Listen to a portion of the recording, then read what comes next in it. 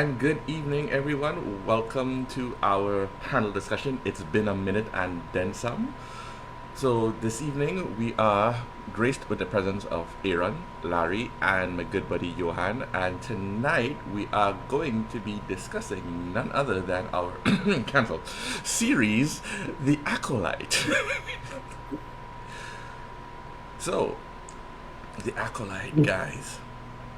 Let's start with the wait. Before I can't, sorry, my humble apologies. Before I even begin, a brief moment of silence for James Earl Jones.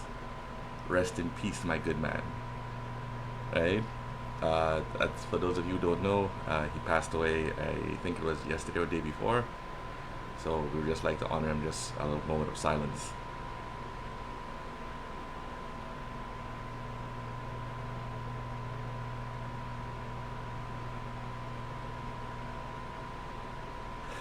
All right, guys. So without any further ado, let's take it away. The Acolyte. Where do we want to start with this? Do we want to tear the bandage off one time, or do we want to build up to the, the cliff? Well, let's live in reality. Just tear it off one time and then we don't have to dance around it all. It's like what I Yeah, was saying, right? Is that the series formerly Alright, known as The you know what? Acolyte, or I, The I, Acolyte that was formerly a series? so wait. So let me let me ask this question, right, guys? In your own opinions, what, Mhm. where do you think it fell short that that led to the cancellation? I mean, what do you where do you think it fell short? Anybody? This is anybody's floor. Aaron, you want to go? Larry, anybody? I Johan. think it's from so there's two things. I think from a quality perspective, yeah, there were some things that they could have done a lot better, especially when it comes to, I guess, laying out certain items in plot, certain creative decisions within certain episodes. Um, I think that was half part of it. Hmm. I mean, because if you think about the plot itself, it was a good story, but the execution fell short in a lot of areas, especially early on, especially in the first half, like the first four episodes. And I think that made it hard to recover any last four. For some people. But on the other hand, it was an uphill battle for them because they started to get attacks from even when it was announced, as Amanda mentioned herself. Uh, So it so if it is, some persons even wasn't too excited about it, who watched it and it didn't really feel, especially this first when it hit episode 3, which I think was the hardest episode for everybody, for most persons to watch. By then it was like, all right, I done with the show. For most, for a lot of people. yeah. I. Yeah. All right. So, just to kind of build off of Aaron there. So, I'm like, so when you were talking about the fact that even before the show started off there was a lot of trepidation. I think that like any Star Wars, um, you know, storyline that's about to start, it was always met with that trepidation. So I'm neither here nor there with that. But what kind of Yeah. caught me, and again, connecting to one that I'm agreeing to one of your other points, is the execution of the storyline. I mean, okay, Steffi's gonna hate me for griping about this, but I still have to gripe about this. Johan might take the train and run away with it when I start griping about it, but please don't. We only have an hour. I You cannot do? stand the fact that you built up you built up this Wookiee so much. You had a whole panel discussion dedicated for this Wookiee so much, and he barely got 30 seconds of on time and then an episode of a flashback. That's it. I was expecting when the man get injured, cut off his hand. Let me be a one-armed Jedi. I would have been okay with that. Right?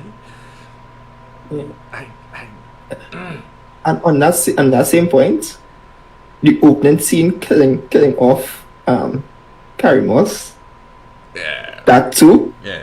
got a lot of people pissed off from like day one. Do not hire a superstar like Carrie Ann Moss for a few scenes and then you just throw away. That's a waste of potential. It's a waste of talent. I think her death should have come further down in the series. Maybe she could have been the last person before Saul who went, but there was so much goodwill towards her because of her previous work. For Master Trinity to go out on episode 1, no, that is just a way. You wasted that particular, and that started off on a negative footing.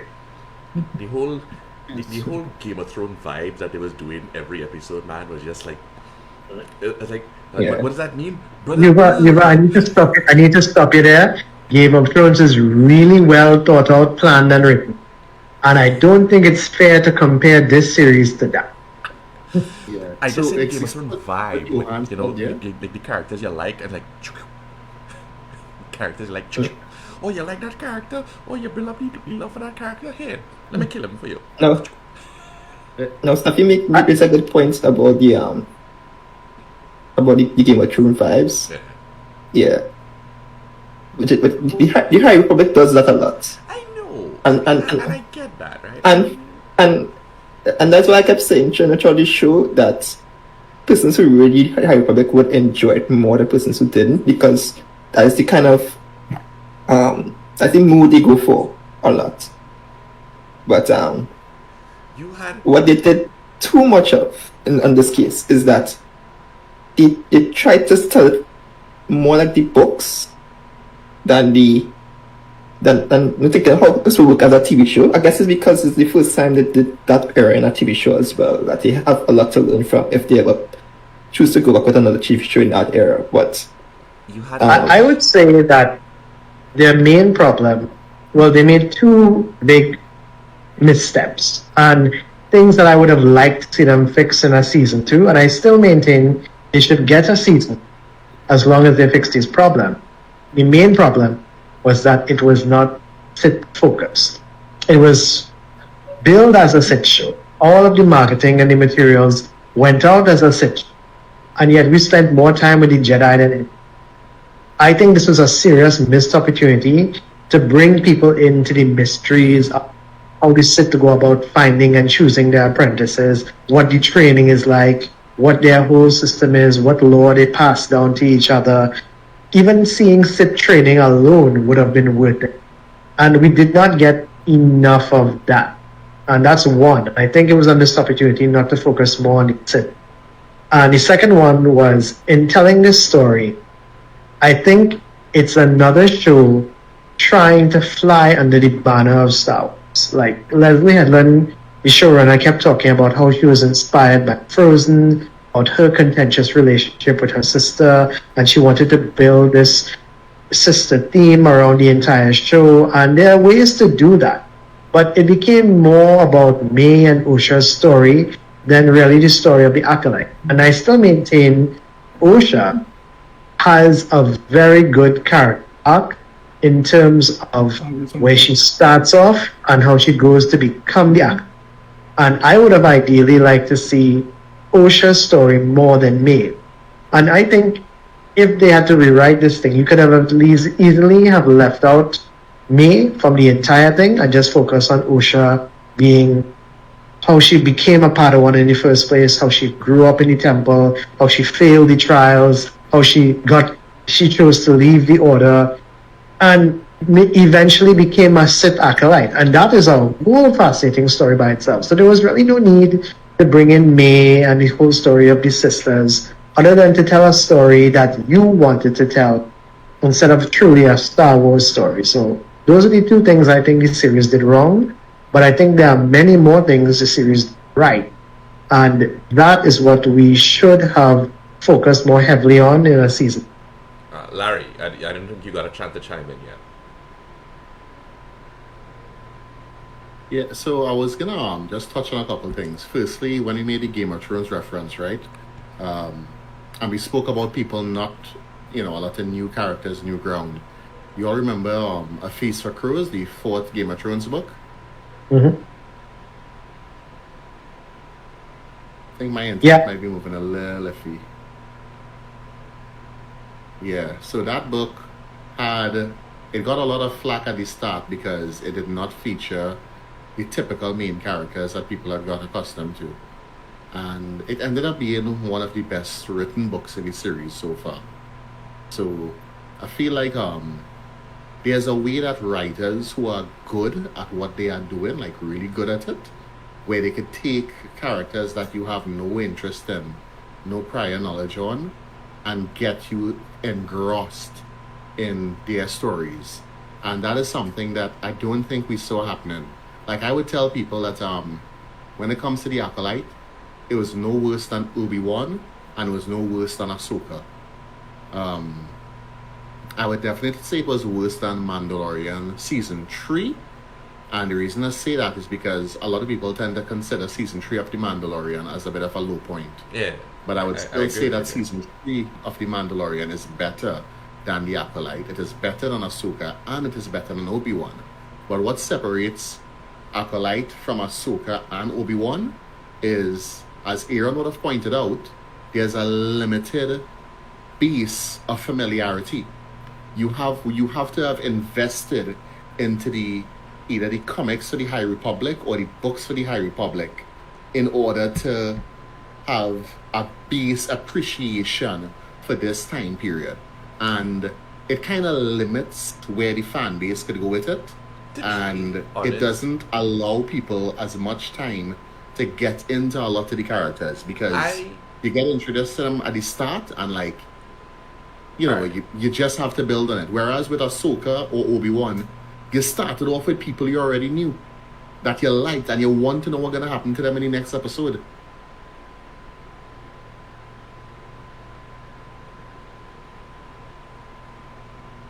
I guess kind of point taking your risk and being willing to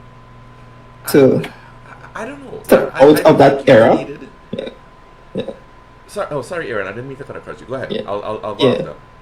Yeah, for them for being able to come out of that era and try something new. But like I said, because it was something that a lot of the wider audience wouldn't be familiar with, and in order for them to be invested, this is why I said how they execute the plot was part of the problem. So, because for example, remember they told us 2 episodes did a flashback, told us 2 episodes did a flashback, and then the final, right?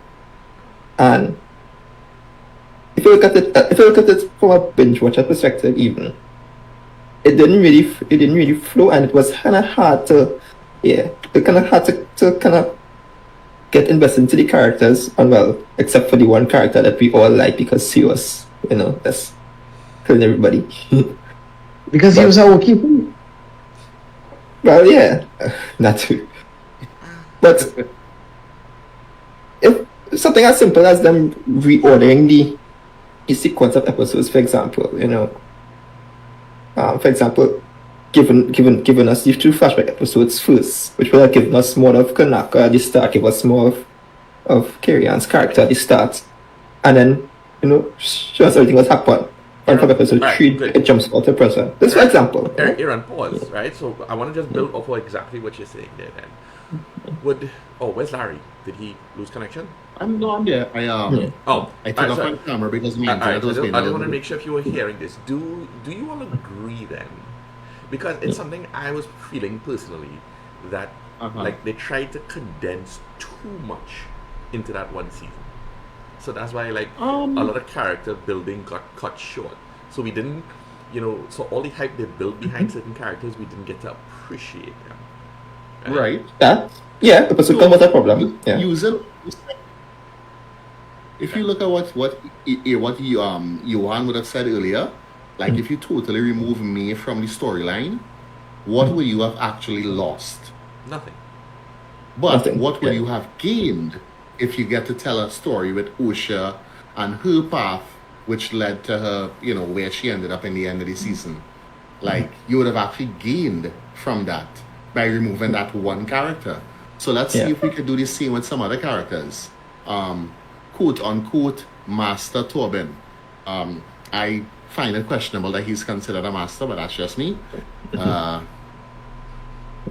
I don't think he added anything other than Things was wild in the High Republic. beat up. Yeah. Yeah. So Yeah, So- he did. He no purpose. yeah, well, yes and no, because I mean his choices in the second flashback directly resulted in the more or less the last incident. If he didn't make that choice, I mean, Saul wouldn't have a reason to go back. Yeah, and I guess with me, as Sophie right pointed out, she was a tool to bring in certain characters. Kimia coming into the picture, so on. But I guess they could have found other ways to get that done. Yeah. But yeah, the episode count definitely was an issue, and the length of the episode, because if you compare it, I don't really like to compare it, but if you compare it to other shows that have been having an 8 episode count ongoing or past for this year, House of Dragon, or even Ongoing Rings of Power, a lot of the one common that persons have not had with those shows is pacing, because even though it's just an 8 episode count, it's long episodes. They give enough time to cover what they want to tell you, and Acolyte didn't do that. The longest episode, I think it was about 50 minutes for the most. It was really I mean, there was short a really episode. good example that we all spoke about on the forum the other day. Yeah. One Piece. Yeah, that's another one as well. So I think they needed to spend some time, and I guess that's where choices in production value as well kind of hurt them more than help them, because when they choose to go with practical locations, going to locations to shoot certain scenes, which yes, were like good for the cinematography, but it also cuts on what you can put out in terms of the story. So I think that too kind of hurt them in terms of storytelling. As you've mentioned, they could have spent a lot more time on the characters. With an earlier point on the order, I was thinking about shows that had flashbacks and what they could have done. Of course, Arrow, for example, keeps coming to mind, sadly. But Arrow season 1 in particular, where it is as they show scenes, they kind of flashback to explain to you what that episode or what that particular part of the plot was going to reveal, so that they still kept like a little bit of the mystery. And I think that's something that they could have done as opposed to having 2 contained episodes just put into the middle of it, because while it did help going forward, like I said, if you watch, for example, if you watch 2 and 3 episodes together, episode 2 and 3, like back to back, and you think about the last scene of episode 2 and you can see in episode 3, it just doesn't really flow. And it's the same thing with episode 6 and episode 7, it doesn't really flow. And that's what they need to look at and see, okay, how can we still show the flashback scenes, keep the mystery in a way that it still makes sense and keeps people invested while still showing the characters that people were excited to see, based on the actors and the Wookiee. Yeah. You know, honestly, so Aaron just gave me another idea. Like, that series should have never been named The Acolyte. That series should have just been named, designated Star Wars High Republic. Right? Like I thought, like just, I mean, Because yeah. You see what I mean? Think about You're it. trying to take it away from this argument. it would have made more sense to designate the series Star Wars The High Republic, because you're dealing with a storyline that's, I mean, because Johan pointed it out, right? It was not, I mean, yes, it was the show was labeled The Acolyte as taking place in the High Republic era, but you found it, I mean, we found ourselves focusing more on the Jedi, right? and you only really saw May's transition to the acolyte as an acolyte, like in the very last episode. Not even I would say not even episode 6. Yeah. Right. Which is And my whole thing So- is that if you did the so- High Republic, if you went from the slant of a High Republic, you would have been able to satisfy such a broader base. You know, if you wanted to expand on the Jedi at that time and intertwine the acolytes in the whole sit in the background, which is kind of always what it's been. That would have, Yeah. for me, that felt like it would have been a better flow of things. Yeah. So I don't know, because on the one, I guess it's debatable because on the one hand, it is about the fall of a Jedi Padawan. On the other hand, Star Wars has a history of bad naming his things, so I'm neither here or there about the names being the Acolyte or not. But Well, I'm I also agree with you. yeah. Sorry, Yeah. go ahead. I'm also wondering, well, because based on what you said earlier, Johan, when they said how they market it, do you guys think that should they have marketed differently and leave the whole concept of how falling to the dark side as a surprise? Well, like I said, Would that help? I agree with that, and I think it would have tied into what Yuva was saying. Exactly. If they had called it the High Republic, and they made it all about the High Republic, then all of the thing with Venestra's machinations behind the scenes, Yeah. with her, playing off with the Senate, that would be very appropriate. And then you would have that whole storyline going on, and you can show what really happened during that era in the High Republic that is different from all the other Star Wars. Showing the Jedi at their absolute pinnacle, and a different culture for the galaxy far, far away. And if they had called it the High Republic, then people would have had less some complaints, by the way. and it would have it would have had a lot less of an expectation than calling it the Acolyte. And yeah, you're right. It would have been a nice surprise at the very end to see Osha turn to the Sith. So maybe that should have happened. So yeah, I guess they probably can use like the High Republic as a name, as if you mentioned, because I've mounted books. But I think maybe they could have. Maybe they could do what you want. And they could have play off the books, because the books have sections. There's Light of the Jedi, Trials of the Jedi, Temptation of the Jedi, something along those lines. Maybe Fall of a Jedi. I don't know.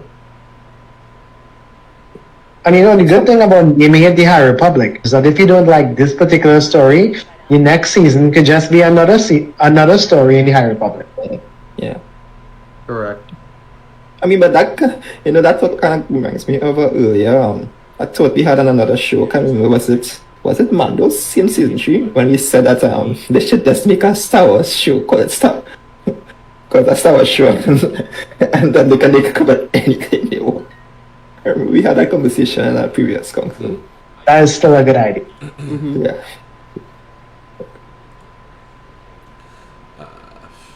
okay. So let's go. Let's. This might Star Wars actually, the series. this might actually be a difficult question. Because I felt like we kind of drew too much. Well, we drew a lot on we trashed out that part. So what did we appreciate or like about the show?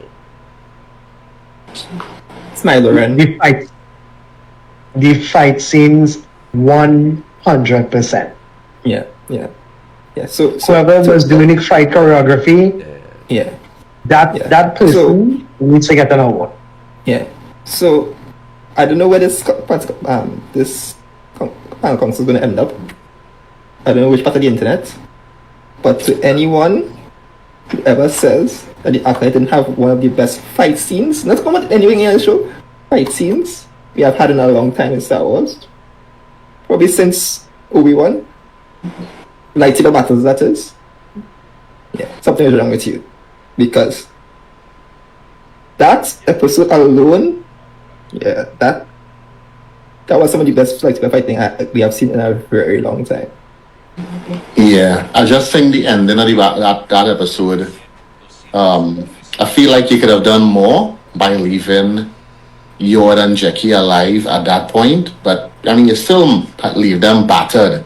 Make one of them lose a limb and the other one get stabbed somewhere. Cut off Yeah. his But hand. leave them Skywalker, alive Jackie Cut off his Skywalker. so they could die later on. Maybe. I- Maybe. Yeah, because. At least Jackie. Yeah. No, I don't think so. She went out like a boss. You could not get a Yeah. better death than that. Anyway, with that reveal, Mhm. that reveal combo. Yeah. So, but yeah, it was so good. It was so good. Yeah, I still have like I mean like the fight sequences, yes, good. I even thought I would not have mind seeing more of Finestra's light whip. Yeah. I like the idea of seeing different types of weapons using the within the Star Wars universe. I see people complaining about it. You look, these are the same people who years ago would have complained when they saw vibroblades in Knights of the Old Republic. They're gonna have different types of weapons. So, just move on with that. I thought it was cool. I would have loved to see more. Please remember, Yeah. people. It's I like science. especially the fact that they introduce Premier's Kyoto and Katana lightsaber as a counter to the light. So he has that preset, that arrangement for his saber, Yeah. specifically to counter a light. And that And is why I he- think we were robbed not seeing that matchup in season. Yeah. That is why we need season 2. Yeah, we definitely deserved better, and and this is something that I would have complained about before, that they do with a lot of shows, not just with The Acolyte, where they give you this build up, and it's like everything is just to get you to stick to watching for the next season, and it's not necessary. Like if you look at a show, like let me just use one example, Reacher. Like Reacher season 1 is Reacher season 1. The end. Reacher season 2 is Reacher season 2. The end. You start at episode 1 of the season, you end at episode 1 of the season. And in between, you have a full storyline that is a completed storyline that anybody who watches it can say, hey, I enjoyed that. And You know now that well, we have up. You know what show did that well too? What's that? Daredevil Season 1. Yeah, exactly. It's Daredevil not season 1. impossible. It's been done, and Jack and Ryan. we've been getting this with a lot of I don't want to say Disney Plus because I think it happens with other streaming shows as well, where Yes. they want you to keep watching. But I'll keep watching the show. Good. You don't have to like be Also, just be in the show. I don't appreciate being lied to by these showrunners who go and they say, oh, we're not thinking about season 2, when at the end of watching season 1, it is so clear that you knew that you expected to get a season 2. So you left multiple threads dangling, multiple plots just hanging out there. So don't come and tell me you were not expecting a season 2 when you clearly were, and it's obvious from your work. And I agree with what Larry was saying. If you had told a story that started in episode 1 and ended on episode 8 and was a complete story, more people would have been on board with you and would have supported you getting a season. But you jumped the gun. Yeah, because a lot of the things they put in good or bad showed that. I mean, the whole Senator subplot with Vanestra, the things they hinted at, even the jump scare we got in episode 8 of a certain character. Those things are because they wanted a season 2. And Yeah. But the issue is that, I mean, it just wasn't guaranteed. Correct. And for a show that ambitious, because in compared to Ahsoka, yes, you could see that in some ways Ahsoka, people wanted, they were planning for Ahsoka for season 2. They were hoping for season 2 for Ahsoka even before they finished season 1. Because people are familiar with Ahsoka, they could have taken that risk. Right. But True. this was not the show what they wanted to take that kind of risk with. Because of how many unknown characters you have. I agree. And the funny thing is, yes, it's been cancelled. I don't think it's gone because you could cancel a show and then like follow up the story in another show with a different name set in the same timeline.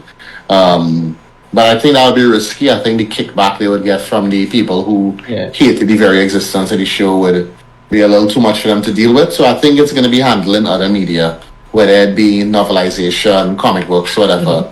I mean, which is fine, but again, like people, you know, were invested and they deserve a bit of a payoff. Yeah. I also wonder because, you know, we say cancelled, we are all saying cancelled. And when you read the news, the articles about it, they say did not renew. Right. So and no one, well, as far as my knowledge, I don't know if you guys saw anything, but no one has come out and said yes, they were already pitching season 2 or something like that. When the news came out, so you know, so I guess it's really a case of they were. I guess we could. Well, it's safe to see that it's a case that they were really hoping for season 2. They were pitching season 2 within season 1, and it just hasn't worked out. Yeah, and like the funny thing, right? When it comes to season 1, season 2, and so on, and we would have we'd have spoken about this and probably in multiverse chats at some point with other shows. It's a bit of a tactic that producers and networks do. They announce that the show has already been renewed for the next season just before the premiere. And it's kind of like to tell you, hey, you can watch this show because regardless of what happens at the end, there's another season coming.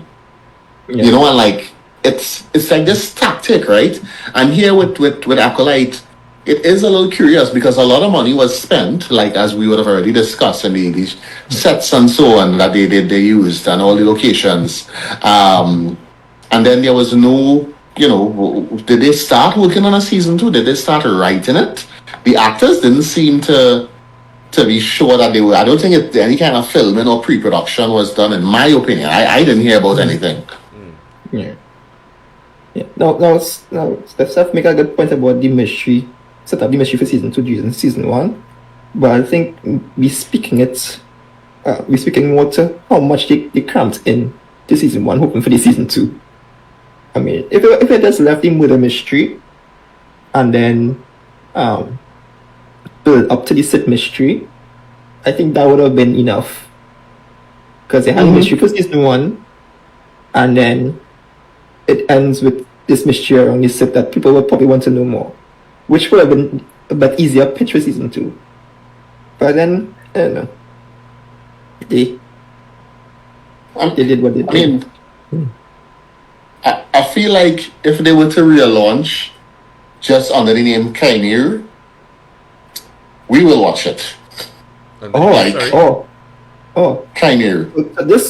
So I guess maybe this could have been the name of the show, The Stranger. Because that was his title throughout the show, The Stranger. Yeah. I'm not sure how many of y'all watch the other side of the Star Wars fandom, the negative side, but I tend to like to hear the opinions of all members of the community, even if they are negative or disparaging. And I can tell you this, almost universally, the character of Chimere, whatever you want to call him, Smiler Ren, he was beloved. He is one of the strong points of this series. From the biggest hater to the biggest fanboy, fangirl, fan person, everybody loved Chimere. And I believe he had the richest storyline. He told the whole story without saying a word when he took off his shirt and captured the hearts and minds of everybody and showed off the scars on his back. Those scars told a story and it caused so much speculation, and you could build an entire series on his relationship with Venestra. And so I agree with Larry. Bring out Star Wars Chimere, give it a 6-episode run, see where it goes. Yeah. Let's build on what works and forget what doesn't, and take it from there. Improve and perfect. Yeah. So The Stranger is a sequel to this Acolyte, basically. Yeah. Okay. Yeah. Yeah, I mean, I You wouldn't have mind. my subscription for 2 months for that shit. Yeah. Because, like, really and truly, right? If we looking ahead, because like when Acolyte was announced and they said where it is fits in the time period, it was at the end of the High Republic era. I, for one, thought this was a Darth Plagueis, Darth Sidious origin story. That's where my mind went Yeah. immediately. Yeah. So, Osha and May don't matter. If it is, that's what it's going to be about, right? If it's going to lead in that direction, they don't matter unless one of them was supposed to be the person that, like, probably led to Plagueis being who Plagueis was, or Sidious reaching in Plagueis' direction. You know, like, that would be the only purpose they would serve. Because I can't see them in that short space of time reaching to the level they would need to have any other type of significant impact. Yeah.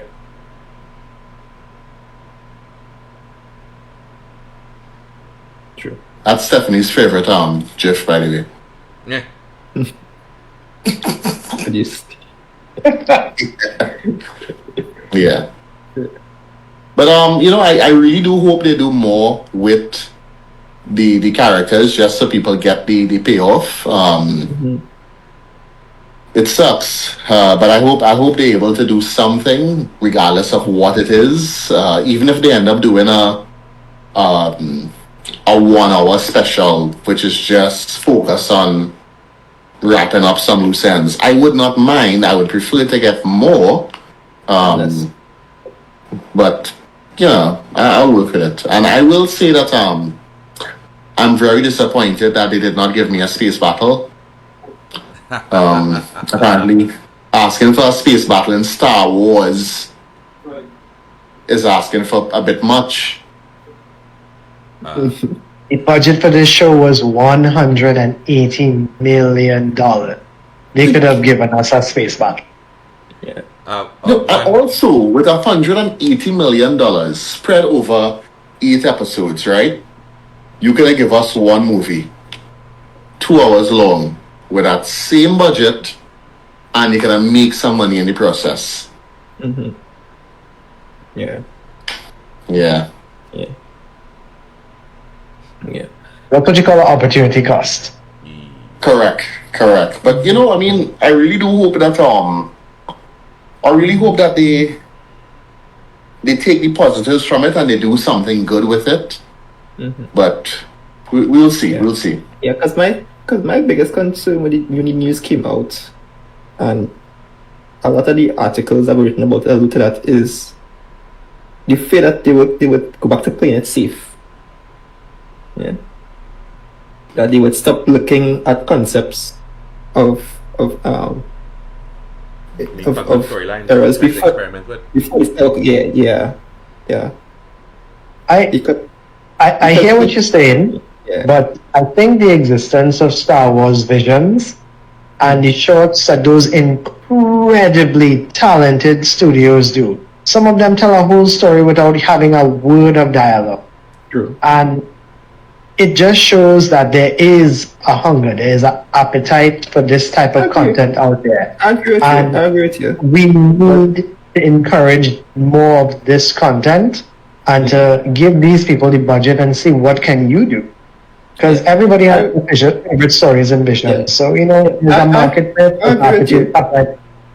I agree with you. But if you think about it historically, most of the times that a Star Wars product is attacked is when it's in live action. And that's where the fear is. Of course, I love Star Wars Visions, and I will watch anything animated or anything Star Wars that they put out and judge it accordingly. And I know anything animated in Star Wars would, given the hands of someone like of studios like they did for Vision season 1, both seasons would do well. But the fear now is for the live action. What I was hoping is that they would take some of those incredible stories from Visions and adapt it to live action. Do you remember the dancer? Yeah, Dancer was excellent. Yeah. That would have been an incredible story to adapt. Even if you do like maybe a 1 hour shot, just to show that these type of stories can be told in live action, Yeah. and that people would be anticipatory for this type of content, having seen the shortened vision. Yeah, and Visions basically does what we had in Legends back in the day with like Tales from the Mos Eisley Cantina and books like that. Yeah. That just seem like a random, arbitrary things from all over. And Visions, did something similar, just in a different medium, more artistic. Yeah. Yeah. Oh, guys, before I forget, we were reminded earlier, but I don't think we acted on the reminder. We didn't introduce ourselves. Like, we called names, but nobody knew who was who. Because I think Johan and I both waved at the same time when our names were called. So, yeah. Yuva. Yeah. So I'm gonna propose something, right? I am going to how about we all say who we are, and just to take away a little bit from the Acolyte and throw something towards James Earl Jones, we mention a James Earl Jones movie that is not Star Wars. Oh, that's fair. Yeah. Yeah? Okay, so I'm Larry. Hi, Grand Moff Asterisk. The Hunt for Red October. I'm Johan. Hi, Darth Yoh. Coming to America. I'm Aaron, Jus-thin the Jedi, Lion King. Oh, well, he took mine. You took mine, so I have to take somebody else's. Yeah, Larry. I'm sorry. Yeah, Yuva. Let me see it now. Excuse me while I go and Google it. I mean, you could also say Lion King, right? Because there were more than one, and he was in both. He was on that episode of Big Bang Theory too. Yes. He was. Yes, he was. Mm-hmm. He was in the other Lion King. I didn't think he was. Yeah. They could not recast him. They couldn't. You mean the live action or the Lion King 1.5? No, the live action, he was there. Yeah, I mean, I know he was definitely live action. I know that. If I can say one thing about that I was glad that we got, because I suppose given his age too, was that he did the voice for Vader in Obi-Wan. Yeah. Yeah. But I mean, I don't know how many You don't know people know yeah. this. But he did a whole like Disney has a whole voice print of him. Mm-hmm. Yeah. Disney has a whole entire like voice library, voice print of him. So I mean, I don't know how that works if the family still has to be paid royalties or whatever. But yeah, I think so. They I think can so. use Yeah. I mean, they could still use his voice if needed. Yeah. They can. Also, Niran put forward a name for one of the characters he played. Well, not the character for a movie he was in, Conan the Destroyer. Oh yes, I forgot about that. Like I can't remember if he was in Destroyer or Barbarian, but he was definitely a serpent man in one of the Conan movies. I'm now. Sorry, I'm now. Yeah, I know it was one of them. I can't remember which. But Niran had pointed it out that he was in one of those Conan movies. Conan the Barbarian, I think. Yeah. Yeah, so I guess when it comes to Acolyte, I mean, don't cry over spoiled milk. I don't know. What do we do going forward? I mean, it's a lesson learned. It is what it is. People. The thing is, right? There's always my whole thing is I don't like when you bash it per se. Yes, there were a lot of mistakes it made. I'm always grateful for Star Wars content. My only thing is just like I don't know what goes through the mind of some of these producers when they're designing the Star Wars content. It's like you realize that you have a very strong fan base that insists that people try to stick to the law a little bit, and don't try to rush something. Take your time and give the story. Like, I agree with you. Yeah. I mean, for me, I just didn't appreciate. I mean, it's one thing to have a perception of something, and you're not interested in it because of what you heard. It's another to just outright say it's bad and not have a basis of for doing so. Not even looking at it and being able to say why it's bad. Which I appreciated Johan's breakdowns every episode, because he was able to say why he didn't enjoy it and why he think he could have done better, and it made you think. But a lot of persons didn't do that. They just kept saying, Acolyte bad equals Disney bad. Come on, guys. If you really love Star Wars, at least be able to say what needs to be fixed. I also think that if you're going to tell a Star Wars story, tell a Star Wars story. Don't try to come up with your own story and put it under the umbrella of Star Wars. Because people who are fans of Star Wars and are immersed in the Star Wars universe can tell when something is not right. Something is trying to be something it's not. And I think that if we just focus on telling a good story, like I said, that was based in, to take Yuva's point, call it the High Republic. Focus on the High Republic. There was no need to try and make Frozen in space. And there's a lot of good, and I will give credit where credit is due. There's a lot of good things that came out of this series, things that I would have liked to see develop more. Yeah. And we should applaud the positives before, as much as we decry all the negatives. Yeah, I agree. Yeah. No, the only thing is, we'll never know who's that green little guy at the end. I know, right? I know, Yeah, right? such a mystery. So I disappointing. know. I'm going to regret this, but Larry, is there 20 questions for us? Yes. Let's... With no asterisk.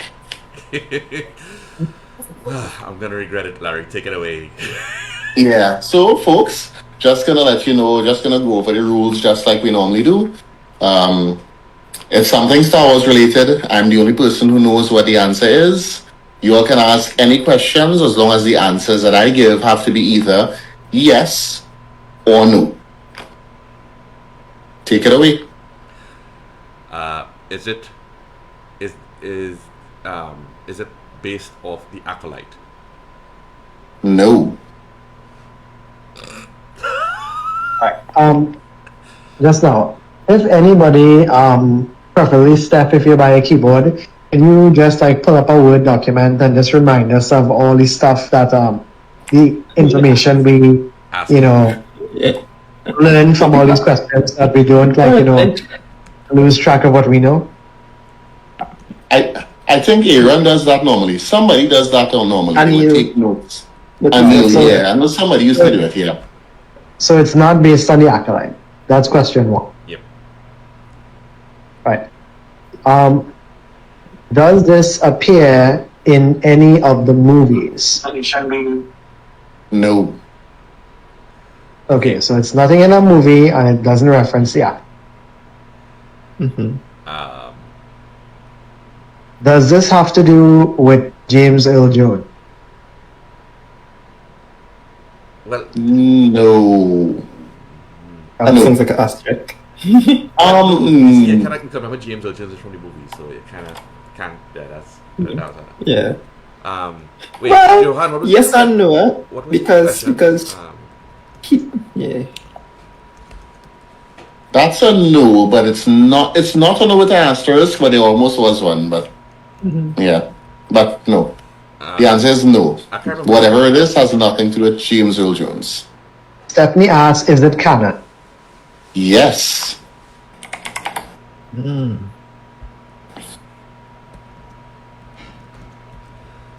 Okay, is it a ship? No. Okay. Stephanie wants to know if it's a character. Yes. Is the character a human? Yes. A human character that's canon. Is it Cassian Andor? Right. Who? Cassian. I just took a Is it a character in the Skywalker era? Yes. Is it Darth Vader? No.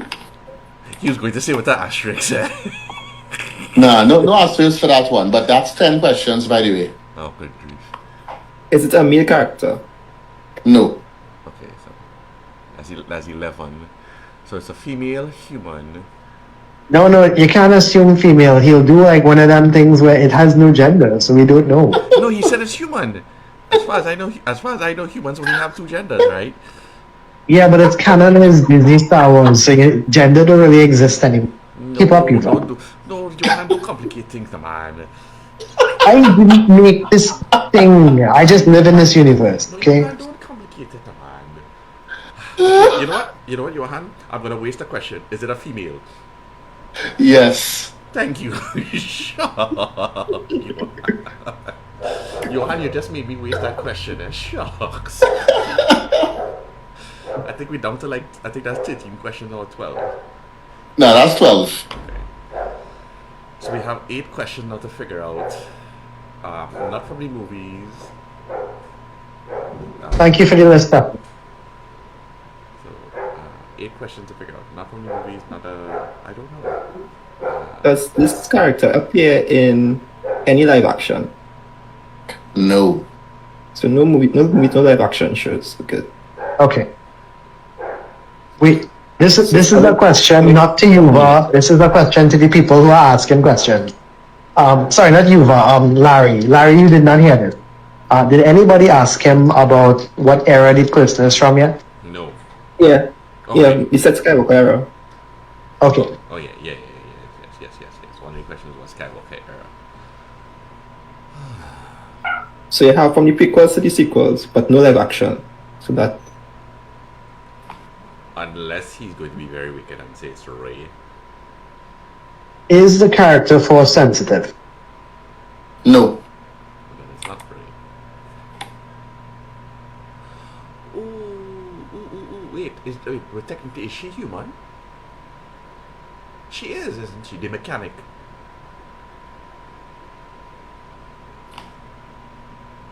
Wait, Larry, this is Is not you. Larry, character forget Sorry. you. Johan and not a force sensitive character, canon, female, human. does this character appear in an animated wait. series? Hold on, it's force sensitive character? No, she's not. No. Okay. I'm Right, thinking, she's I'm not. thinking of the mechanic from Mandalorian. No, but that's live. No, he said no live action. Oh, no, wait, no live action. Does this character appear in an animated series? No. What? So we're talking comics or books? That you have to ask him. Is the character from a comic? Yes. Okay. Dr. Alpha? Yes, it's Dr. Afra. There And we the go. reason is Damn. Dr. Afra is the character that the new game should have focused on. Oh, chess? You mean- Oh, Damn. Scoundrel. Good job there. so I have some stuff, but we took someone had the same two at the same time. Nah, so I really like the Dr. Afra character, and for those who don't know, she is basically an archaeologist type scoundrel that acts as like a bit of a light-hearted foil to Vader during the during that particular era where Vader is thinking about overthrowing Palpatine. And Quick question, because I know about this story. Like I haven't read it myself to kind of pin down exactly when. So is it around the same time as Outlaws, which is like between yeah, in the middle of the Civil War? yeah. Okay. Because I always thought it was like between New Hope and Empire. So the first time they introduced the character was during 2015 during Darth Vader comic run, and I think that was after Empire Strikes Back. And then they continued with her own solo series for a while after. And I think It was like the canon stuff. Yeah. And I think- it made me want to go back and read the comic, but I'll go eventually. That's the channel. Yeah, it's that first run of Vader comics by I think it was Kieran Gillian and Salvador Larroca is really, really, really good. I think it was like 24 issues or something, that particular run of Vader Comics Volume 1 Right. in 2015, 2016. And that's Perfection. and that's the one when he that they got the iconic picture from. All I see is fear and dead men. Yeah, that's I in love the, that. so that happens in the crossover event near the end of that volume called Vader Down. Yeah. I read yeah. that was Dark Horse comic. Yeah.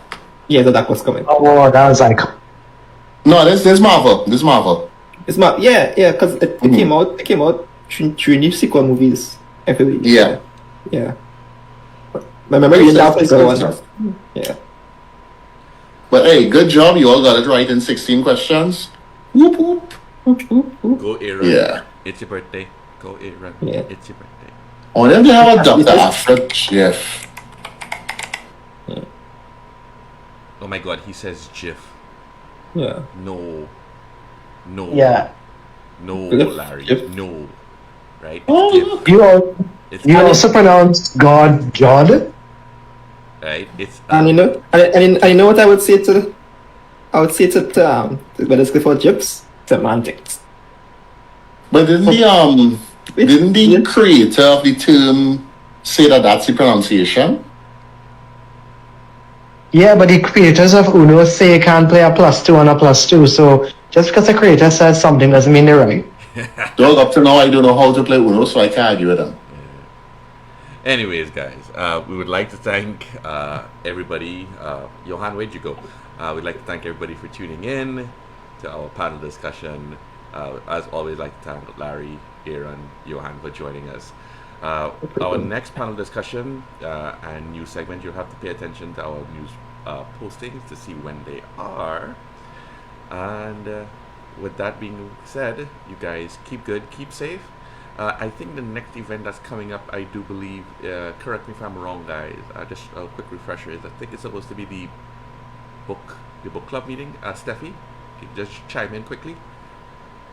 Yes, that's correct. Book club meeting. I think it's Sunday, the 29th of September. Right. Nice. So our next big meetup is our book club meeting on the 29th. Please be sure to meet us for that. Until then, be good, stay safe, take care, and we'll catch you guys in the next one. And to James Earl Jones, may the force be with you. Right? And don't get cancelled. And on that note, Vero. No, go.